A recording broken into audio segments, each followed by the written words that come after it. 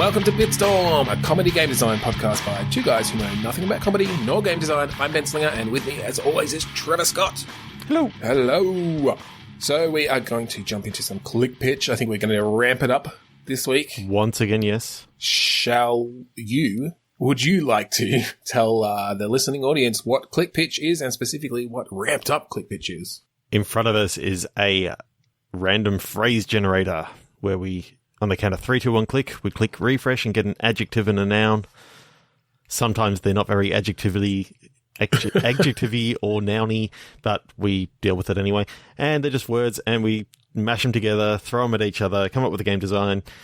Then, when the game doesn't work, we throw it away and we try it again. We should have called this podcast Word Fight. Like Food Fight, but Word Fight. Yeah. I don't know. Too late now. 136 episodes in or whatever we are. Yes, 136. So, let's do it. Word fight. 3, 2, 1, Word Fight. Attacking constraint. Oh, fossilized enclosure. So, I mean, immediately this feels like a Jurassic Park game. Yep. Although, if we take it as this phrase in itself, if the enclosure itself is fossilized, maybe it's a bit more of a Land of the Lost, where they break into a lost world where the dinosaurs never died out, or there are other sorts of strange, I do like that evolutionary. But I also really want to see a version of this game of Jurassic Park, where it's like a first-person walking simulator of the first game. Following the story. Following the story of the first movie. So we're not going to do a better Trespasser. Like they tried to do first-person Jurassic Park, if you recall. No. In our game, will you look down at your own breasts, like for any gameplay mechanics? Will you have to independently rotate each wrist? I don't know what you're talking about. You don't know Trespasser? Nah. Oh my god, you need to look it up. It's like the best worst game ever made. Okay. I think it's got to be VR. All right. Jurassic Park VR. You definitely, you want to come eye to face with a Tyrannosaurus for sure. Oh, yeah. Having little running sections, having little, I'm thinking vignettes of what actually happens. So basically you got like a raptor sort of stalking you through like a kitchen and that sort of stuff. Yeah. Well, okay. So can we make this a game where it does follow the first movie, but you are a character that was not in the movie? You're basically Mary Sueing yourself into this game, into this story, and it's thrilling because like Alan Grant addresses you and like makes sure you're okay. Yep. And you're there alongside like Timmy and Lex, and maybe you get to climb the electric fence. I think your character has to be like a security person for InGen or whatever. Like you're along for the ride, but you're also like part of the park security. Maybe I kind of thought maybe you were like Dr. Grant's assistant or something like that. No, that we just retcon in a third grandchild. So like, there's no reason why a security person couldn't be a third grandchild. A third grandchild? Is that the big twist? After all, oh my god, no! It's like his bastard son or bastard daughter from from his son's first marriage or something like that. That's why Lex and that's why he's older. He or she's older. Yeah, you get to choose at the start. Yeah, and I like the idea that look, and I'm taking this in kind of a janky way, but it's just because I like the humor behind it, where we have them like text to speech your name, so you get to choose a name. And so just in the middle of it, it'll be like, come on, Jennifer, we're going to go get in this car and see the cool dinosaurs. I hope we see a Stegosaurus, Jennifer. Or you do the that whole thing that they worked out that they have to actually do for when they did all the GPS voices and that sort of stuff. Basically, there's a whole heap of sounds that that the actors have to make so that they can recreate and then they can put them together. Yeah, they do all their phonemes. And so you get Sam Neill to do all his phonemes so that Jennifer actually comes out of his mouth a little bit more. Jennifer. That's going to sound really weird, but yeah, okay, that makes sense. He'll be up for that. He's a good guy. Good New Zealand guy. Yeah. One of our own. That's Australia, right. Australia always claims that they're good New Zealanders. Yep. And really, if only we could claim their Prime Minister. Yeah. Come on, Jacinta. You're a PM. Okay, so all right, let's talk about, because this is one of my favorite movies. So we're going to spend the rest of the episode on this game. So I think yes, I think you're the. I want to go with the third grandchild. I don't know that you're necessarily. I think you're a cousin to Lex and Timmy. Okay. So in this alternate timeline version of the first Jurassic Park, John Hammond's because I don't know what was it, his son. Well, was it his daughter's kids? Illegitimate son, that'll do. His illegitimate son. His illegitimate from his son's kid. Is that who this is? Yep.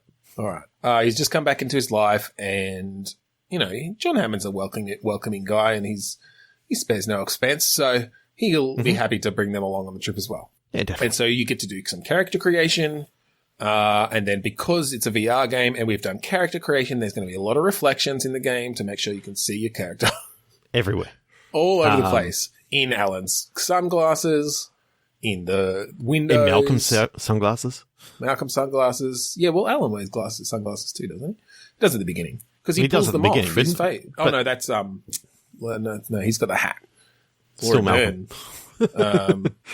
Anyway, yeah, Malcolm's sunglasses, the Tyrannosaurus's eye, there's going to be all sorts of situations. The mirrored. Yeah, I'm imagining that it's your hand that like Malcolm puts the drop onto that can go, drop either side and all that sort of stuff. To prove his chaos theory. Yeah. You're going to get so many people horny with that. Yeah.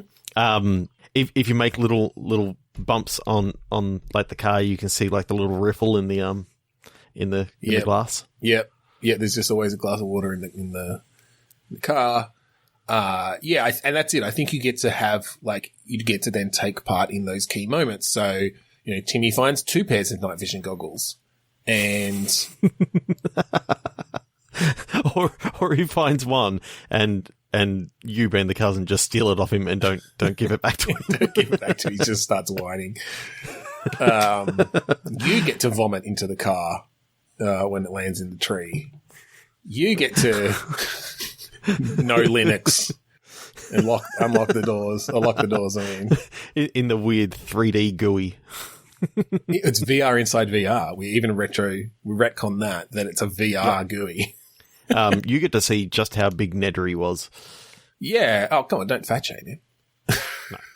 You get to see just how much of an arsehole he was. Oh yeah. You get to die by raptor.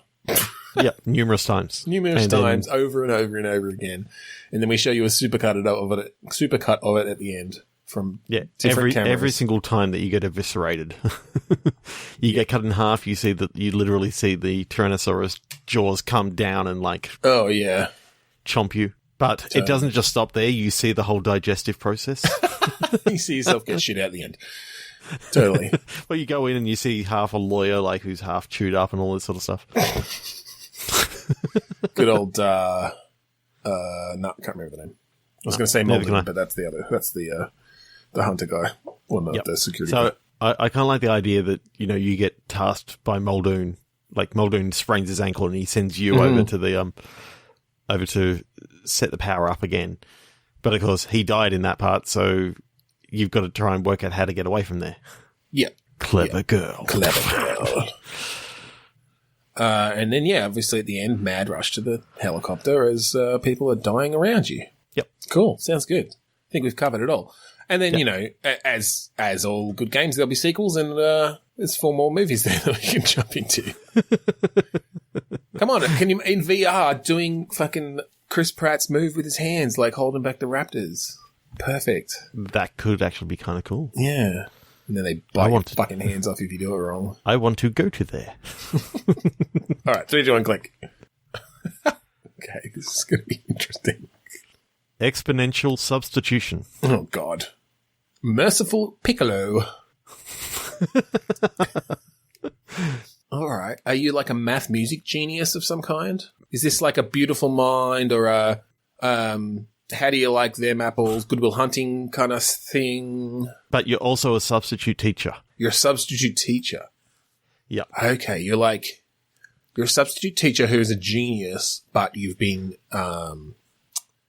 shamed in some way, right? Like you can't participate in the academic study you want to do anymore. Well, I think the big problem with a lot of substitute teachers is when they go in, they get pranked by all the students, so they're not respected whatsoever. Mm-hmm. So you got to deal with like all the different pranks that the kids are trying to do to you, like the snakes in the peanut can and tacks on the chair, or that typical thing from The Simpsons where the big log comes down and smashes into the blackboard. Right, so we're talking actually like a training simulator for actual substitute teachers. Yeah. But all the while, you're not getting any of the respect from any of the other teachers because you decide to go down the substitute route instead of trying to become a teacher that has an actual school that has to put up with these fucking same kids day in and day out. Yeah. All right, let's. I like that, but as we sometimes do, let's give it a bit of a twist. Okay. Now, and I'm taking this from Piccolo because Piccolo means small in Italian. Mm-hmm. You're Piccolo from Dragon Ball Z. Fantasy? Do we go fantasy, and you're like a halfling, and then we can bring in fantasy elements of what would happen to a substitute teacher where they like spike your drink with a potion, that sends you to the demon plane for an hour. Do they, summon? I'm now picturing like D&D rules of having to roll a fortitude save and and all these sort of things. Yeah, exactly. Yeah, you have to spec out your substitute teacher. Yep. This is a bit of a roguelike where each run is, a week of school, or maybe it's just as long as you can survive for. Like, this is literally life and death substitute teaching in a fantasy world. Mm-hmm. And yeah, it's like, it's just you're making a series of decisions. I'm picturing sort of the view from your desk, and you get different events happening. Some of them you might have to react to in real time, like people are throwing knives at you, students are throwing knives at you. You might have rogues coming up behind trying to backstab you. And they get that extra sneak attack damage, and you got other students trying to flank you so that they also get the sneak attack damage, and then you've got like bards who are sort of playing up in class, and they're but what I'm playing thinking is maybe a piccolo or something like that. You have to have ways to counter all these, right? So based on how you spec it up and what equipment you have, you might have better perception, so you're going to notice the flanks, and so you're going to be able to defend against that in time to not take the damage. You're gonna perhaps have particular high dexterity, types of armor, or dexterity, so you've got more opportunity to deflect daggers that are flying at your face. Mm-hmm. Mm-hmm. You got strength, so you can like tip the table up so that you can stop the arrows. Like, yeah. No, but I think you actually have to. It also comes down to in classic substitute teacher way, you have to like connect with these kids and eventually inspire them. Okay. So there's another twist. Just because normally when you play D&D, it's all theatre of the mind. Mm-hmm. This is text adventure. It's style. A text adventure? God. So it's all theatre of the mind. Okay, that's fine. Come on, we always talk about graphics. This is now, you can't even think about graphics. There's no graphics, we just have to, that's fine.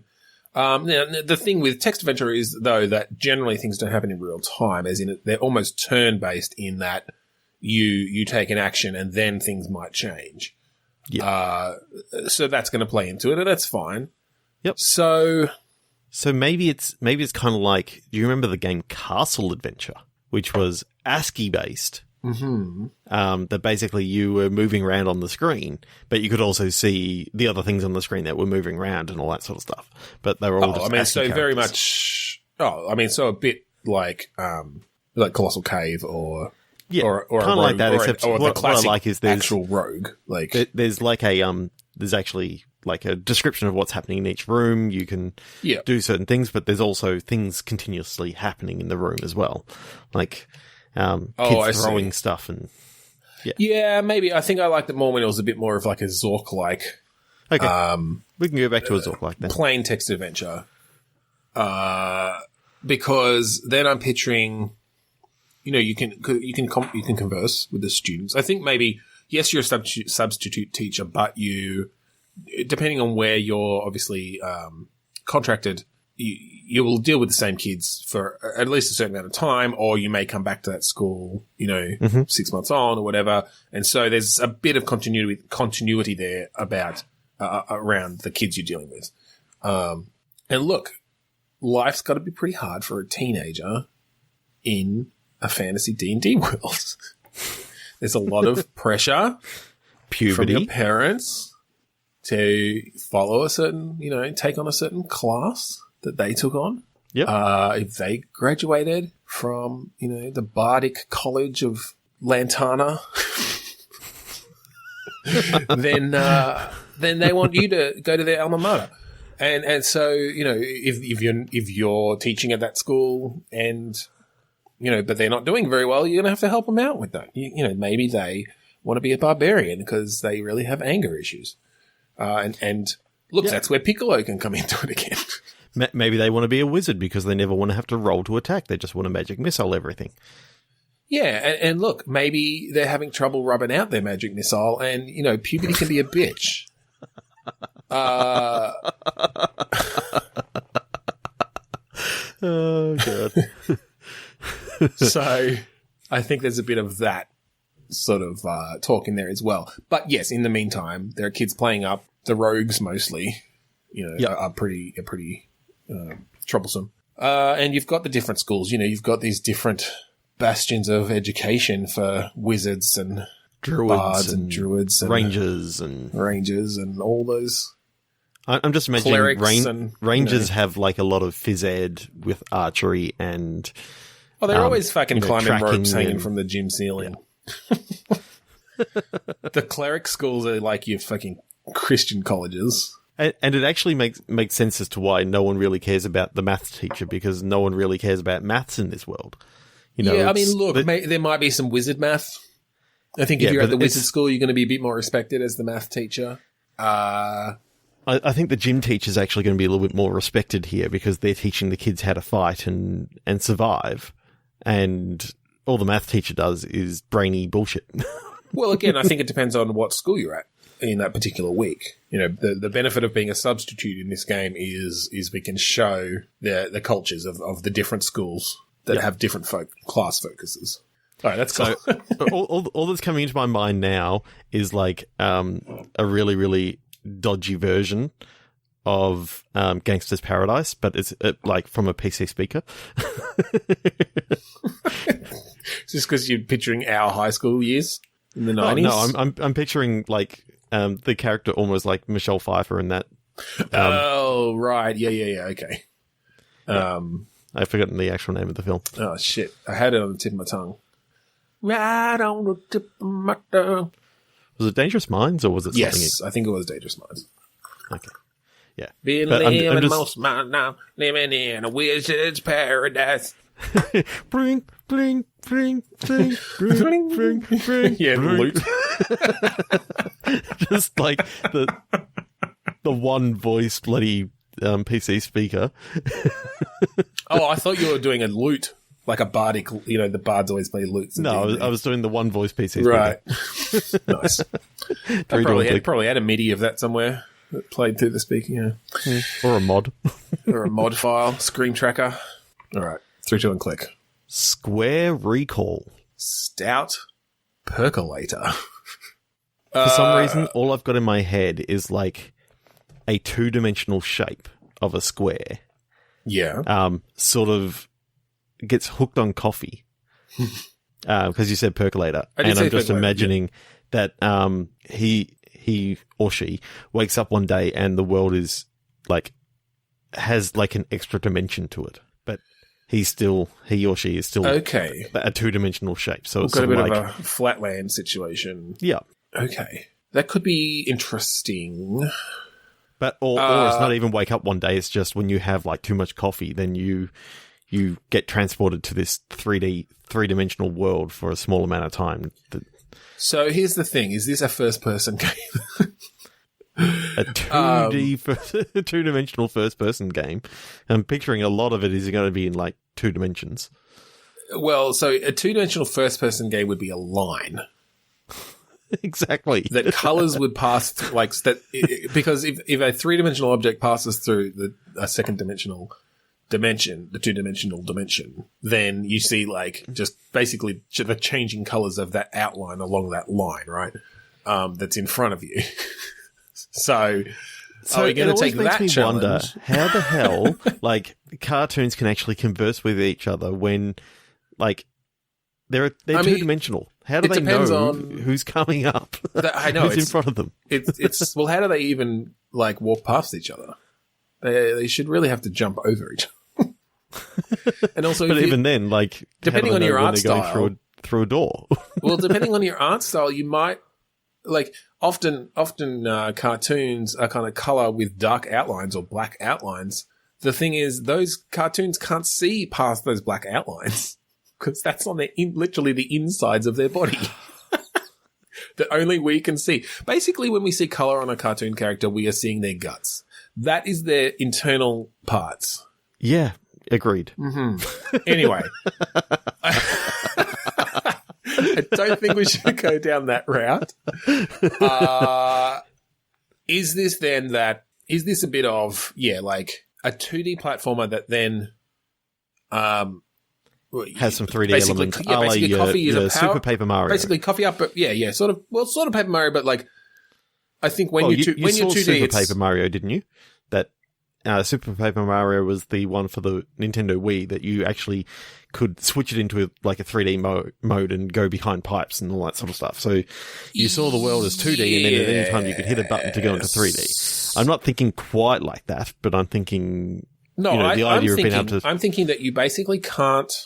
You can't go in front or behind anything until you have some coffee, and then at that point, the world kind of stretches out into 3D, and that lets you see that extra dimension, and I think maybe even you turn into a cube then. But you can then move in that third dimension as well to like get past certain obstacles. And look, what was your other word? It was stout. Stout. Oh, so when he has too much coffee, he realizes, I'm getting a bit fat. And that's my other thought was maybe to get back into 2D, you have to have a beer. Okay. Or it's a like beer and coffee percolated together to make like a coffee stout or something. That's a thing, isn't it? I feel like that's a thing. I know there's definitely coffee beer, but it probably is actually now I think about it. Yeah, there are coffee stouts. Okay, so I'm liking the idea of this two-dimensional character who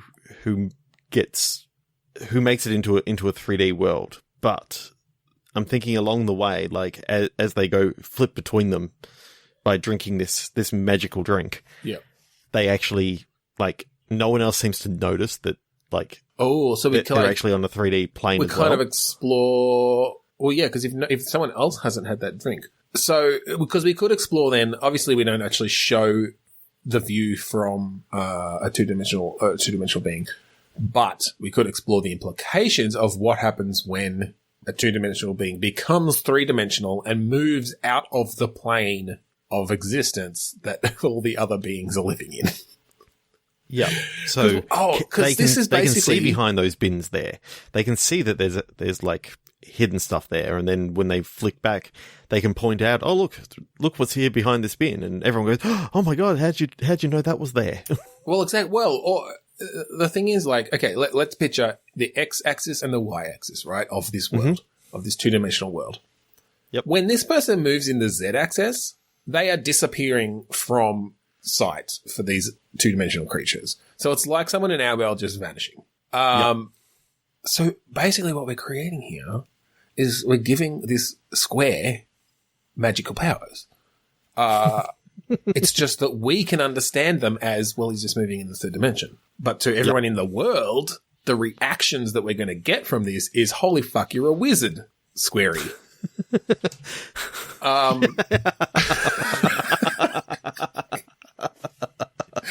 So I feel like there's some cool stuff we can play with that. Okay, so what I was actually thinking was, did you ever see, like, the movie that, what's his name? I've forgotten his name. The Invention of Lying or whatever I can't remember. Oh, yeah, Ricky Gervais. Yep. Yeah, Ricky Gervais. Mm-hmm. I kind of like the idea of that, like, it's something that we know, and he's the only character who seems to be able to move in that third dimension of moving back slightly out of sight, and everyone else is like, "Oh my god, you went behind the bin." Well, this is the thing. So, like, and I guess it depends on. Obviously, it depends on how strict we actually want to take this 2D world, because again, like, if there's a bin in front of someone, like, it has to be on the same plane as them. Yeah. In that, literally, the only way they can get over everyone that. else in this world just jumps over the bin, Right? Because that's the only thing they know that they can do. Like, they can sit down on the couch, but when they sit down on the couch, they're literally on top of the couch. Top of the couch. Kind of like when Snoopy used to go to sleep on top of his... On top of the doghouse, yeah. On top of the doghouse. Exactly. So, this is the thing. Do they even know the word behind? Like, no, or in front. They don't know the word behind or in front. They have beside or on top. Yep. Or But they don't know behind or in front. So they literally don't have the words to describe this. So you're like, yeah, there's just something behind that bin, and they're like, behind? What is this word? You're speaking gibberish. Didn't you mean on top or beside?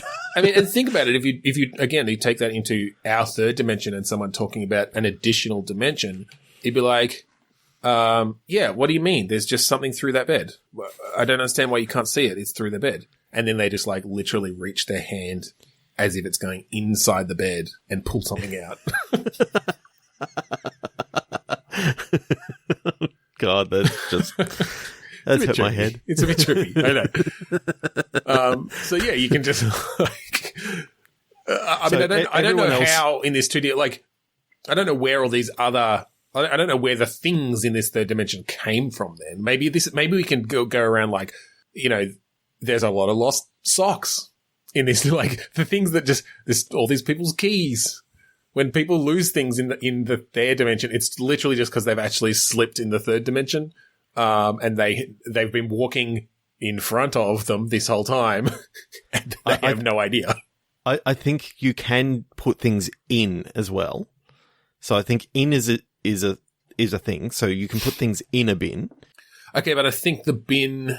The way it works is there's just no black line on top of it. Yeah, well, that's it. Like, for us, we have to be able to see inside it, because for them, if there was any sort of, like, front, again, I'm doing air quotes here, to it, then it would be solid to them. So, yes, it's like the outline of a bin, like something that can hold something in two dimensions. You can pick up the lid, and then, you know, the top of the bin doesn't have a black line, and that's how you can tell if you can put things in things. There's no black line. Yeah, well, no, that's it. You can enclose things. Yeah, there could be a lid, whether it's just a black line or it's actually shaped like something. You know, we don't know what's aesthetic to two-dimensional creatures. I kind of like the idea that, you know, for us, you know, the lid of a bin would all be one color, but for them, they might make sort of the different edges of it different colors or something, because they only see the edges. It's really hard to picture. But yeah, I like that. And then, yeah, you just, like, start fucking blowing people's minds. So what's the goal? Because originally I was thinking of this as a platform, and now I'm thinking of it more as like an adventure game almost, with puzzle elements. Yeah. Well, I think at first, you know, you have, like, you've gained the power of a third dimension, but in reality, like, for every action, there's an equal and opposite reaction. So at the same time that you gain the third dimension power, like, a bad guy also happens to get the third dimension power at the same time. Yeah, well, I was wondering if there's some villain who's, like, stealing things by literally just pushing them in the Z-axis. Yeah, like even 1 centimeter is enough to Exactly. to push it out of people's view. It doesn't take much. It basically needs to be as wide as these things are in the Z-axis, because apparently they actually have a Z-axis, even though they were built in the two-dimensional world. But it just looked like they shrink and disappear. I think the bad guy is actually like the CEO of like a Bonds style like clothing manufacturer. So he's like pushing all single socks into the Z-axis. So you got to buy more socks. Right. So they are literally the cause of the myth about like single socks just losing themselves. Yeah. In reality, all they're doing is they're going either 1 centimeter in towards the screen or into the background. And so, the first time you're in someone's house and you go into the third dimension, there's just fucking socks everywhere, except for this one line across the floor. Well, you know what? I actually think you could play with the difference between different types of cameras. Yeah. So basically, you sort of if the further that you go away, the smaller you can actually become. I kind of like the idea that in the 3D you go backwards, and then when you like go backwards in the scene, and when it comes up, you've actually gone smaller on the screen, so you can like fit into I see what you're saying. Areas, or you come towards the screen, and then I guess that comes down to how we're representing this world, because that does rely on obviously the viewpoint of the camera as opposed to us sort of exploring the viewpoints of the other characters. Yeah. I think we could use that in a section. Yeah. Like maybe that's part of whatever the power was that made you able to see this third dimension. Maybe you can use, maybe it's sort of a camera, maybe it's some sort of vision device. Then there's a section of the game where there are a lot of puzzles around. Yeah, like you have to move forward or away from the camera. Yep. To get smaller or bigger. In this particular thing, what the bad guy does is put an orthographic camera in place, and therefore you cannot go backwards. Like it doesn't matter how far backwards you go, you're always going to be always the same size. Yeah, the same size. Oh, that's kind of cool. Yeah, you could do some cool stuff with that for sure. I just love the evil like clothing manufacturer who's just pushing clothes in slightly into the background, but with this new power that you find, like the socks just become bigger or larger, smaller or larger, so that... so you kind of apply it to the world in some way. Yeah. Right. So people start seeing these things just as you... Right. So that means everyone else can still see them. They're just changing size now. I think it's a filter that you can put on, kind of like the lens. It almost breaking the fourth wall in a way. That, that's kind of where it's holding me up a bit. But yes, we'd have to be breaking the fourth wall of there is a viewer here, and that is defining what we can see as two-dimensional creatures. Yeah. Yeah. But that could be cool. I like it kind of like a duck season sort of thing where you can look out and you see like the screen sort of thing. You see the camera. Right. Okay. So you can sort of, when you flick into the three-dimensional world, you can actually, walk over to the camera and apply a different filter to the camera. Okay. So maybe what this villain has actually determined is that they are a cartoon, basically, or that they are drawings on a single plane. And that has allowed them to sort of have that vision, the ability to then see, oh, wait, there's a camera there that's actually capturing us, and it defines our world. Here's how I've managed to hide all these things by hiding them behind things that, other people don't know about the word behind. Yeah. I'm just picturing like they're trying to work out a word for it, and they keep on calling it like just something slightly off, so it's not quite behind. It's around or something, like, I don't know. Yeah, that's cool. Okay, 3, 2, 1, click. Yeah. Admonishing embryo. Dangerous spot. Well, I'm just thinking like, okay, we've got embryo, which we can take that literally as in the womb, like not a full baby, or we could just go with baby and go a bit of a look who's talking vibe or a boss baby sort of thing. Because I'm thinking admonish, tell someone off. I mean, what came to my head first was there was an old game called Cool Spot. Yes. So it was 7-Up branded platformer. Yep. Mm-hmm. So that sort of came to my head, that it was sort of like this old like corporate logo sort of thing in a platformy game. Yeah. That's been forgotten about, but now is being like given this mission to tell off the people who stole an embryo or something like that. All right. What if I like that take, that this is a corporate logo of the past. Yep. Who now has some sort of mission. What if, sort of a la Cloudy with a Chance of Meatballs in a way, this corporate logo was a baby. Yep. Itself. So it's still sort of the personification of that logo, not like in Cloudy with a Chance of Meatballs where it's like the grown-up version of someone who, whose photo was the thing.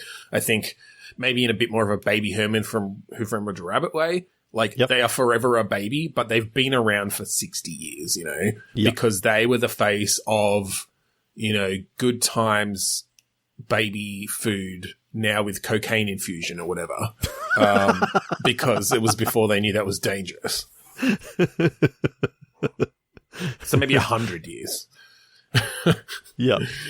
Okay, so I want the baby to be voiced by Andy Samberg, just because you said Cloudy with a Chance of Meatballs, cool, and I'm like, cool.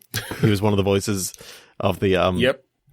He was the the old baby. Yeah. Okay, he was. Okay, I don't think I even realized that, but yeah, now that I think about it, I can definitely see him doing that character. Okay, and so is this a world of like corporate logo, of like branding? Yeah, I think something happened in this world, kind of like in the Who Framed Roger Rabbit style of thing. Yeah. That corporate logos, when they get thought of and when they get drawn, they come to life, and they become part of the world, but they don't actually grow, or they don't age. Yeah, so they're basically the tunes of Roger Rabbit, except it's only corporate logos and characters.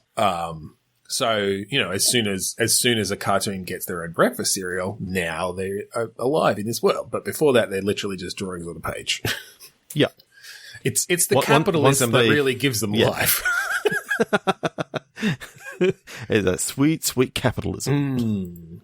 It's got to be anyway. So I'm imagining that, like, there's someone coming by and, like, killing off all these old brands. Okay. And amalgamating them into like new high-tech sort of things, but they're kind of like brainwashed. Oh, maybe it's as they like reach public domain or something. Or like their trademarks expire, and then they start getting used in all these ways that changes their personalities, and or that is almost abusive towards them. I like that, and so the time is coming up that our hero, baby, is about to go public domain. Yes, and they've realized that this is actually happening. Yes. So they're now on a mission to work to extend the copyright law for another 25 years past the artist's death. This would actually, I do like the corporate logo thing. Like that whole copyright trademark thing would actually work a bit better with just regular cartoons, but let's stick with the corporate logo thing because I'm sure they're trademarked as well, obviously. And like these, the whole sort of prime directive behind these corporate logos is like, you can't hurt the brand. Like, they're kind of, it's built into their soul to always grow profits for the company. So they're actually, quite disgusting creatures from an objective sense. But within the game world, you are heroic if you bring money and honor to the company. Yep. I like that. So I love this idea then that, because you can have competing brands and they're going to fucking hate each other for the most part. So you've got like Ronald McDonald, shivving the Colonel, and the Burger King. Well, the non-suing version of it, the royalty-free version. Fair use, right? Fair use. Fair use. Monald, Rookdonald. Oh God! And the General. The General. Hangry Jack. Burger Queen.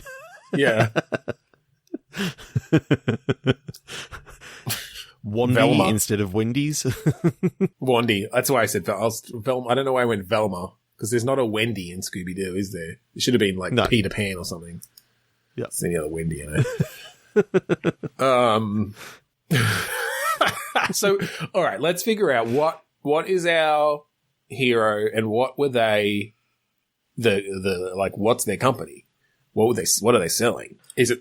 Were they big business, or are they just sort of maybe it's something that was really big, 100 years ago, but nobody needs anymore. Yeah, I kind of like the idea of like it's like this old brand for like gelatin. A brand of like snake oil sort of thing. It was popular back in those sort of days. Yeah. Because when you said the cocaine and that sort of stuff, it's like, well, quite often the snake oil salesmen were selling like just alcohol, basically rubbing alcohol mixed with cocaine and heroin and lavender and but it's basically it was like for when babies had toothaches. Right. Yeah. That's what it was originally sold for. So it's an opiate. Yeah. It's yeah. So okay, I like that. And they were the most popular brand, Morphinos. It's like a pill. Slip it under the tongue, dissolves. And then, over the years, it was used by medical companies to like sell gummy vitamins and other things like that. But the original uses was, opiates and heroin. Yeah, literally like dope out your kids so they'll stop crying because they're teething. Yeah, so what I'm thinking is the first sort of thing that, the Andy Samberg character sort of gets the feeling that something's not quite right, his personality starts changing because someone's already starting to use or plan to use the trademark in a way that isn't. Well, maybe the story is them discovering what has been happening. Like, this is a world where after 100 years, like, they just know that people start changing and eventually, disappear maybe, or I don't know. And so maybe this story is them figuring, is our hero figuring out why. And realizing, oh, wait, it's because of the way we're being used now after our trademark expires, and people are like putting us in memes and making knockoff cartoons and sex videos, making knockoff video games. Yeah, that, use royalty-free versions or yeah, exactly. It's like knockoff versions. It's like. I really noticed that the Teefy, the toothbrush brand made with real horsehair, he's kind of been really erratic lately, and then you find out it's because he's been included in a clip art package, and so he's constantly talking about make sure you clean the microwave. Or, like, always, I don't know. The fuck would you put toothbrush clip art on? I don't know. But yeah, that sort of thing. Yeah, cool. All right, that's cool. Okay. I don't know that we can go much more in depth there, but... no, that was cool. 3, 2, 1, click. Oh, no. Starchy custody. Disguised toggle. Okay. So, of course, I saw starchy and immediately thought our world of war-torn vegetables and other leafy vegetables versus underground vegetables.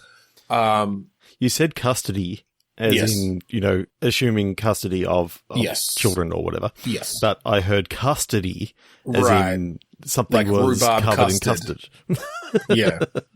We could go that way if we wanted. But I also kind of like the idea of some sort of law and order. Like, what is the law system like in this rich world that we've created of fruit and vegetables? Mm-hmm. What I do want to say though is with the disguised toggle, you're playing a double agent sort of thing.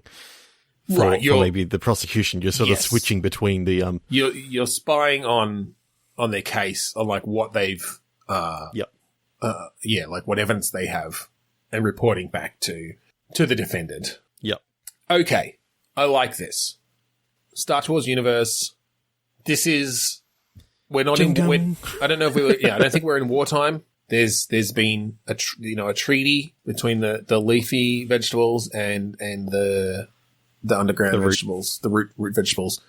But obviously there's a lot of prejudice still. There's a lot of bigotry. Mm-hmm. And yes, this is a Law and Order style exploration of this world. Yep. Do we literally do the Law and Order? Like maybe first you play some cops, and sort of see their story of finding and arresting, somebody, and then you see the other side of it, where it's the court case and that side of things. I don't know who necessarily you play in each situation, but yeah, I'm sort of thinking whether this is like a big sort of court case that is the first of its kind. Like it's where I'm thinking some leafy parents are actually trying to take custody of like their foster child that they've had. Okay, who is their foster child being vegetable. a root vegetable. So it's like the first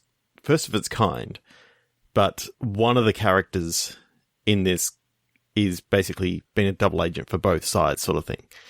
So you've got to sort of work out who the duplicitous character is. Meanwhile, I think that's one of the basic plot points. investigations. Yeah, I think that's obviously that's definitely one of the plot points, is that somebody on your team has been spying for the other side. Yeah, and you find out that some of the things that has been put in place to try and win the case for you. I'm thinking that the government or even can't think of what the other lawyer would be called. In like the a civil district claim. attorney or something, or in a civil. Right, the plaintiff. And plaintiff. The plaintiff's lawyer would be like the deadbeat root vegetables dad or whatever. Right. Okay. Yeah. So it's basically family court within this world of vegetables. Who are you? So you're saying you play like the defender? Well, it's not a defendant in this case. It's like. It's basically the. I guess it is I guess so we're saying that the deadbeat dad of is coming. Yeah. What? Potato? Are we going straight potato or sweet potato or carrot or turnip, radish? Well, let's decide though. What are we going? I don't know. Radishes are kind of cute. All right, so it's a radish, and it has celery parents. Yep. And so Daddy Radish, Dad Rad, Brad, no, Bradish. Brad, short for Bradish, is basically suing for custody of his child who has been in the foster care system and who is being taken care of by these celery parents. Okay, celery would totally be like upper middle class snobs, wouldn't they? Yeah, somewhat. So they're really not being seen as humble sort of vegetables by some of these people on the jury, because I'm imagining this is a jury trial. Sure. I don't know if they do that for these sorts of cases, but sure. That makes it more fun. Yeah. Yeah. I agree. They sort of, they seem out of touch and stuck up, but they are actually good parents, I think. Yes. Amazing parents. But yeah, they're not coming across in that way. So from a gameplay point of view, if we're playing the lawyer of the defendants. Yep. Are you leafy or a root vegetable? I kind of like the idea of you being like maybe a carrot that still has all the leafy stuff on top. So you sort of you sort of slick back the leaves a little bit, and you're carrying both sides of the. Yeah, well, I think carrots have always kind of been in the middle of this a bit, because while they are obviously root vegetables, they do have that marvelous head of leaves. Yeah. So you can kind of be trusted by both sides in certain cases. The bigoted leafy vegetables will still sort of see you as you're one of the good ones, even though they're still fucking racist. Yep. Vegist? I don't know. I fucking love this world we've created, to be honest. So, yep, Brenda will get a kick out of it that we're still keeping it going after all this after time. more than 100 episodes. So gameplay. What do we? Oh, is this us laying out our case? Is it investigations? Are we trying to find something on Brad-ish? You take a bit from the Ace Attorney games, but yep. Make it not so text heavy and single sort of story. You can make decisions that actually affect the case in different ways. Yeah. Okay. That makes sense. And so you can this maybe is just the first case that actually occurs. This is not necessarily the only case in this game, but it's sort of sets you off on. Yeah. Look, and I don't think you even need. You can tell some interesting stories just through a series of cases, right? And it's maybe about then the life of this carrot, Carrie Carrot, and she, she's maybe, fairly new to being a lawyer or to this area of law or something. So, it's really her arc that you're exploring. Yeah. And the bigotry that she faces as a root vegetable. In a leafy world. In a leafy world, yeah. That's why she's got those long flowing leaves that, Well, I think there's an expectation there for a carrot, right? And again, you explore that vegism around, the carrots are more acceptable if they keep their leaves long. Right? And is that right? Okay, they can't express their heritage? So what are the judges? What's the judge in this? Is he an old lettuce? Is cabbage? Kind of feeling leafy. I feel like lettuce or cabbage. I feel like cabbage. I feel like an old cabbage because then he'd have that real smell of that cabbage smell. I feel like a judge would smell like cabbage. And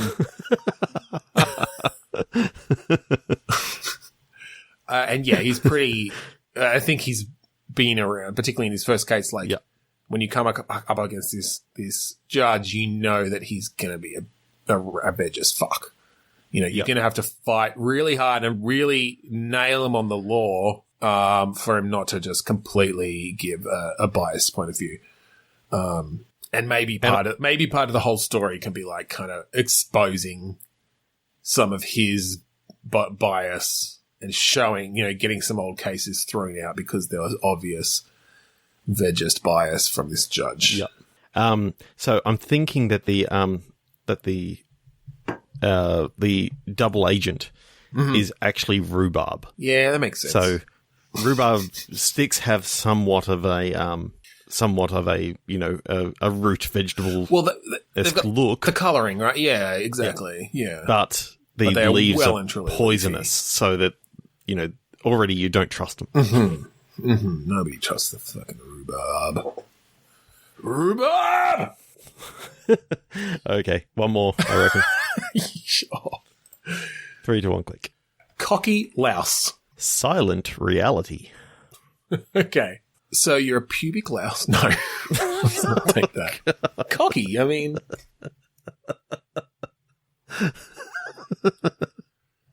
Oh, God. Okay, so you're a pubic louse on a silent movie, on a silent movie star's, crotch. I'm just going to click again because I'm not going to be able to get anything else out of that.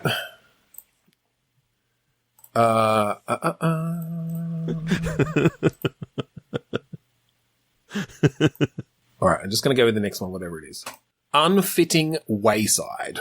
Medieval cream. Okay. Medieval cream. Unfitting wayside. All right. I'm not sure where wayside comes in, but I'm thinking that this is some sort of ancient potion that is discovered that either makes you gain weight or lose weight. Yep. And it was originally used to help knights into their armor. Yeah, okay. Okay, but it was created by a wizard or something. It's literally magical. Yes. And it can be dangerous. I think as you rub it on, you lose weight, but as it wears off, that weight comes back. And so it's sort of got a certain amount of time. But if you rub in too much of it, you will literally put a hole in your hand. You'll shrink your body will shrink down, that your organs don't work or whatever, right? And so I think this is modern day, though, when someone comes across this. Like, someone finds a cache of this old potion. Okay. Now, yep, I like that. So that's our setup. Yep. So is it sort of found and then it skips to like 3 years later and there's this new miracle cream on the market? Yeah, I'm thinking obviously this person wants to make millions, billions from this product. Yep. It's greed. Yep. Yeah, greed. Do they figure out how to manufacture it, or is there a limited supply? I think you can sort of leave that for the moment. I do like the idea that it's being reverse engineered somewhat because, it's something that happens a lot nowadays. Things get reverse engineered and then are able to be remade. Well, I'm just trying to think, what scale are they selling it at? Like, are we talking oil of Ulan or whatever, sort of level, everyone's sort of got this new miracle cream. Okay.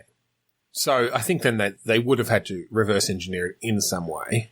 Yep. All right. And so how has it got to this level of of everybody having it without these side effects showing their face? Is this like conspiracy level? Like, as soon as someone uses too much and dies, it gets covered up? Yeah, I think the first time that it sort of happens, there's like one of those morning TV sort of thing, infomercials in the middle of like one of those like Good Morning America or whatever, where a model comes in and she like applies too much and she keeps on rubbing it in thinking that it's fine and her head just shrinks and like she falls over dead.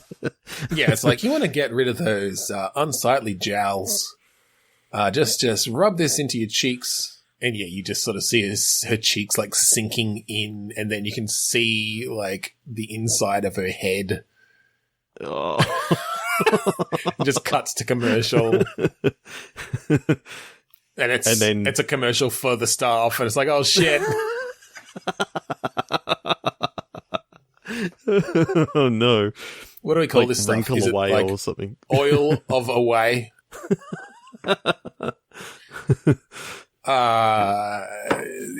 Flesh go.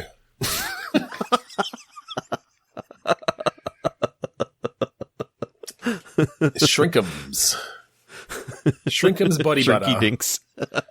Shrinky dink. Yep, I'll do like Shrinkums body butter. Shrinkums body butter. So is this then, you play someone uncovering this conspiracy, I guess? Like, maybe you had a friend and like they were anorexic or something, they had obviously some sort of body dysmorphia issue, and so they couldn't help themselves but use this stuff, and they died because of it. With, they end up this sort of unsightly mass with parts of their body having holes in it, and and so you want to take this company to task. You're like, why isn't anybody talking about this? And there's a huge cover up, and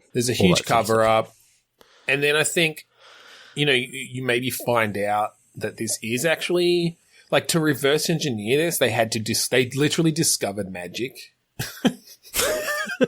Because they realized, this was created from fucking unicorn semen. Well, I was going to go there, but all right, you said it now. I got a yes and it. Oh god. Oh no! Now I'm picturing when you walk into the like unicorn fucking jerk off factory. No, I'm just picturing like they've got all these unicorns just hooked up to milking machines. Yeah, they're horns. Oh, you jerk off their horns? Yeah. Oh, what comes out? Rainbows? Yeah, rainbows. Okay, that's their semen. I mean, everyone knows that.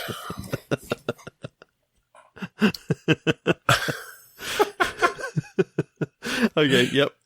So and so fuck. Right, so it's made from rainbows. So that's the first thing you find out. You're like, it's made from rainbows. You're like, what the fuck? Like, what does that mean? And then you dig deeper and you find that like they found this chest full of the stuff. There was a recipe in there. It called for rainbows, like cream of rainbow. So And I'm so imagining they literally, you find out they had to like follow a rainbow, and instead of a leprechaun's pot of gold, they found a horny unicorn. What I was going to say is they first went for leprechauns, but leprechauns like made a deal with them. Basically, they bankrolled them, Right. Because They're like, you can either get rainbows from our gold, or the other place you get rainbows from, as everyone knows, unicorn semen. Yeah. So I think the background is that the leprechauns, sort of corrupted this whole influence and got them to use the cheaper, nastier, like bioengineered unicorns for rainbows. So there's not pure rainbows. Right. Yeah, they had to like crossbreed them with a horse And a zebra. It was a threesome. Yep. Well, because they had to have one unicorn in there, surely. They couldn't just... There was a rhino. Oh, right. So they had a rhino, a zebra, and a horse. Fuck. Yep. Mixed all their bits together. Bam. Unicorn. Stumpy unicorn horn. They're not that high quality, but they've managed to, by now, through selective breeding, Yep. A pretty good facsimile of what an actual unicorn is. I guess they've been extinct for a while, and it was the leprechauns that told them, well, the first unicorns came about because of horny hoofed animals. Yep. Yeah, I like that. Literally. I like that a lot.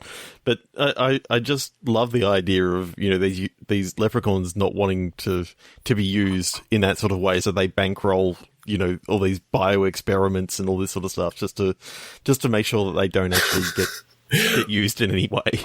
Well, I think the thing is that, like, because where did their unicorns come from? Is it just that their piles of gold emit rainbows? Yeah, Sorry, it's sort of like their their gold actually, in the middle of their cauldron is like a prism that just emits the rainbow. But they can't help it. Like, there's it's something that is obviously necessary to the way they store their gold. It's their lifeblood. Like, if the prism gets attacked, like, basically it's almost their external genitals, if you know what I mean. Genitals, I'm thinking it's like their heart or something like heart. that. Yeah, okay. Yeah. You destroy the prism and you destroy you destroy the leprechaun. But I still don't get why does it need gold? Is it like something that needs to be cold? You'd stack it with ice? Like it just needs gold around it? Yep. Right, okay. Gold helps like hide the rainbow's power a little bit more. Oh, okay. Dims it a bit. Deadens it a bit. Yeah. It's only when if there's no gold in there, it's like blindingly. It's only when a leprechaun gets excited that the gold can't. I just said excited. There are lots of reasons to get excited, Trevor. They might like get a cool new video game and their rainbow starts shining out. Like whenever you see a rainbow, some leprechaun kid just fucking got a copy of Horizon Zero Dawn, or they're jerking off. One or the other. Okay, so your character is trying to stop this. They find it out. Were they maybe a product tester early on, and then when they found out the real secret, they were sort of kicked out of the company? There could be a guilt aspect there. Oh, well, no, because we said it's available everywhere. Because I was going to say maybe they like slipped some to their friend who they knew had issues, or not issues with their weight, but were upset about their weight. But if it's available anywhere, everywhere, that doesn't really make sense. But you, in early product testing, like 2 years before the game actually starts, right? That's when so maybe it's the mass produced version. They've managed to mostly control the side effects. Yep. You really have to use quite a lot of it to actually hurt yourself. Yep. It's kind of like you have to drink 10 liters of water or whatever to kill yourself through water poisoning. Yep. But obviously there are people who do that, and yes, in the early product trials, you slipped your friend a version that happened to be more potent, and they killed themselves accidentally because they also. I'm imagining that it was like batch 69. So, your friend said, "Nice, tried it." Yeah. I mean, who wouldn't? I reckon we call it there. So. Yeah, nice. All right. I think we will call it there. Thank you for joining us this week on Bitstorm. If you want to find our stuff online, the rest of our episodes, we have many, many hours of video game making fun in our backlog. Go to podchaser.com/Bitstorm. All of our stuff is up there. Give us a review, give us a rating, whatever you like. And we're also part of the 8-Bit Network, the 8-Bit Collective. This is a group of podcasts who all have, like-minded interests, and we put out podcasts, and it's a lot of fun. Definitely go check out their Patreon as well and throw them some bucks. Because particularly for anyone coming to PAX, if they hit $500 a month on their Patreon, they'll be throwing a big-ass party, and we will be there. Yes, we will be.